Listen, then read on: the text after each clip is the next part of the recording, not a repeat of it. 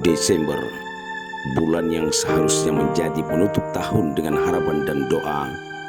Namun bagi Sumatera, Desember kembali menjelma menjadi bulan ujian dan bulan ketika alam kembali menunjukkan kuasanya.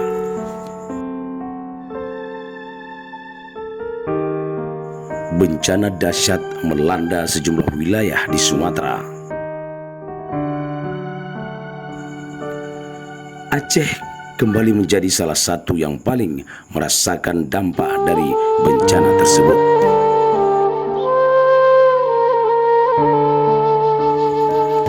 Hujan tanpa jeda, tanah yang tak lagi kuat menahan beban, sungai yang meluap, membawa gelombang kecemasan di setiap rumah-rumah penduduk. Banjir dan tanah longsor datang tanpa kompromi.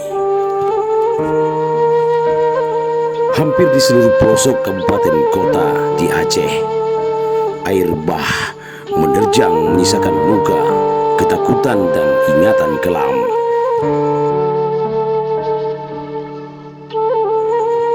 Desember 2025 membuat Aceh kembali teringat pada tragedi paling kelam dalam sejarahnya, tsunami Desember 2024. Kini bayang-bayangan itu seakan kembali berdiri di depan mata.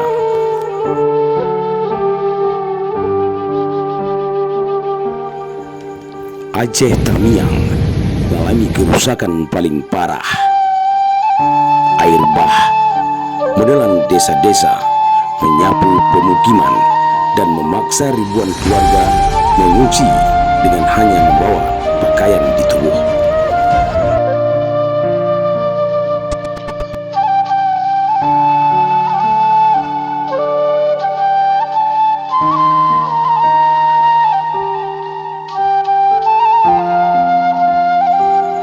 Tangisan anak-anak, teriakan meminta pertolongan, serta getirnya kehilangan harta benda menjadi melodi kelam yang mengisi udara selama berhari-hari.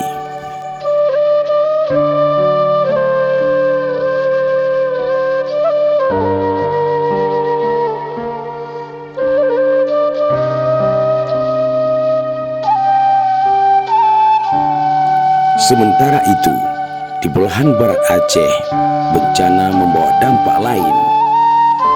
Bencana bukan hanya banjir, bukan hanya longsor, tetapi isolasi.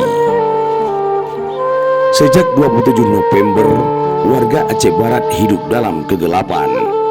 Listrik padam, internet lumpuh, hubungan dengan dunia luar nyaris terputus total.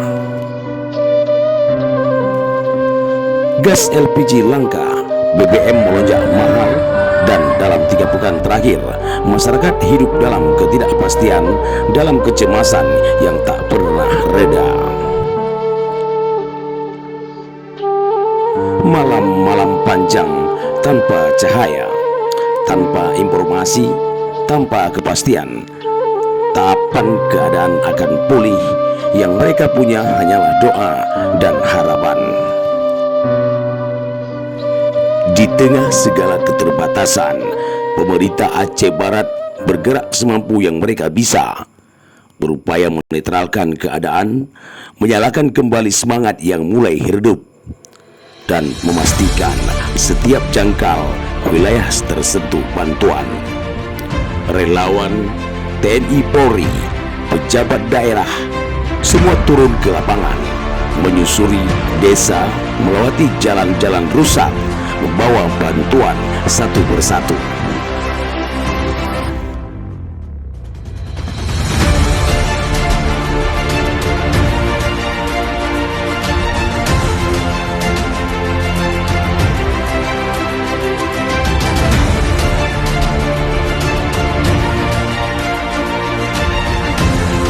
Bencana ini juga mengajarkan kita bahwa ketangguhan bukan hanya tentang berdiri ketika dunia runtuh, tapi tentang bangkit bersama-sama.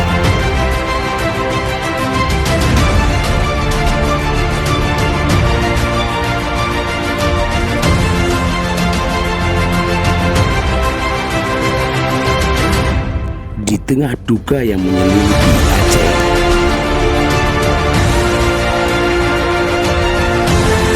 saat bencana alam memporak-porandakan kehidupan banyak keluarga, sebuah kisah kecil justru menyalakan cahaya harapan.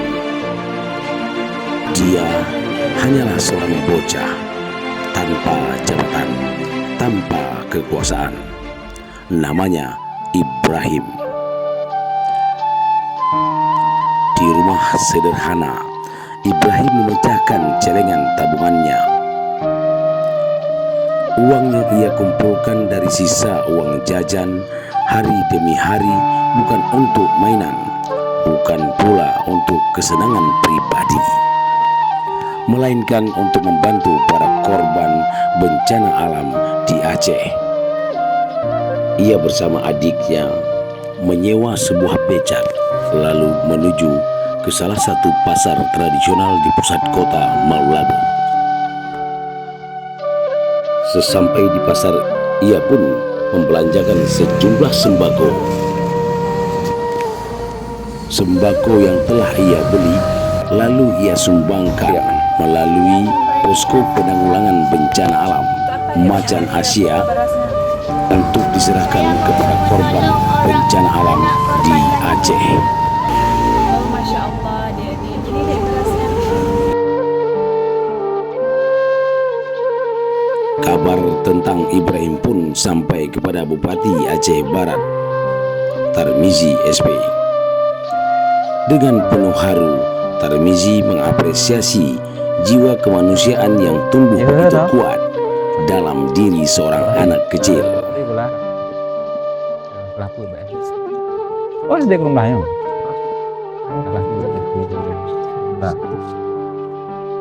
Jadi, nak celempeng lebihnya. Tik-tik ulo celempeng atau gimana? Oh, lebih jamu pula celeng. Katrik bubuknya. Oh, Cik Purno mana? Puhui ayah habis. Ayah Purno lah ayah mana? Celempeng ah. Jadi kiban dia terfikir untuk bantu awak musibah celeng bukan awak kalau. Karena kehancur kena makanan, kena musibah lah, kenyalan, sembah celengkan. Jadi pok jo celeng. Belum ni sebelum bakar dah. Padum masalah celeng orangnya. Motor itu. Motor itu. Oh, beres lah.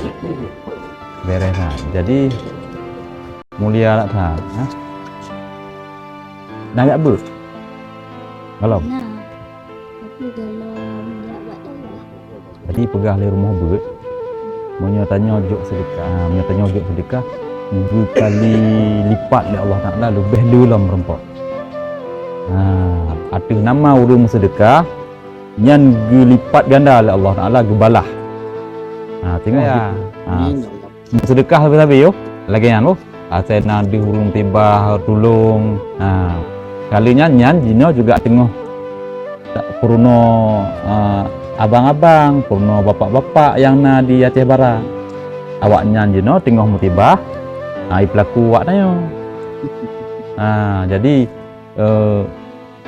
i mekat menye buna iblo yum 6 di publo 15.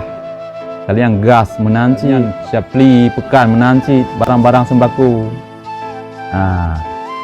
Aku dengan kejadiannya adik pok celeng pengnya untuk masa depan, cok pengnya ya juk bantuan ke masyarakat. Jik ke contoh ke bagi awaknya mandu. Kayak palingnya. Yang mentong yang untuk kepentingan pribadi yang minta penginan. Yan. Terima kasih, Bu. Jadi yang Bupati, Wakil Bupati ucapkan terima kasih. Sampaikan Mbak Ngongon, celempeng juga. Kalian bantu saudara lain. Jadi yang itu berlipat ganda oleh Allah Taala, dibantu orang. Nah, uronyo, kamu bantu gantau balik celengnya. Nanti celeng long. Bu? Padum lo? Oh. nyo celok lan celeng mendung lo. Toh nyo langsung gelipat balasan tidak masalah. Wah, terima kasih banyak. Didampingi Wakil Bupati Nama Said Fadil, Ibrahim. orang nomor 1 di Aceh Barat itu pun menyerahkan sejumlah uang sebagai pengganti celengan yang telah disumbangkan Ibrahim.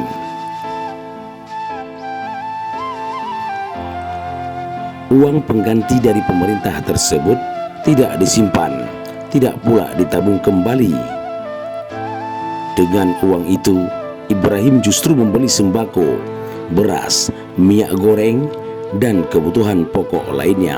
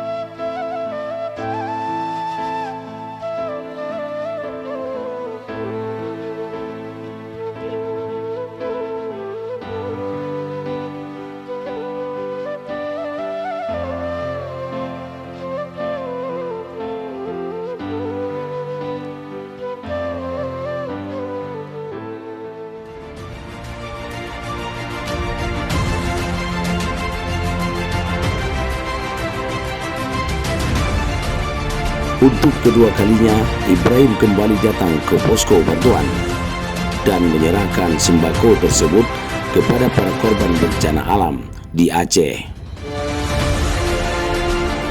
Di usia yang masih belia, Ibrahim telah menunjukkan arti kemanusiaan yang sesungguhnya, bahwa berbagi tidak menunggu berlebih dan kepedulian tidak mengenal usia.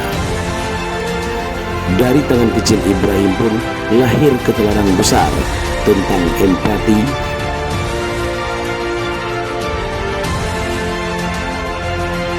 dari tangan kecil Ibrahim lahir keteladanan besar tentang empati, pengorbanan, dan harapan yang tumbuh di tengah-tengah bencana.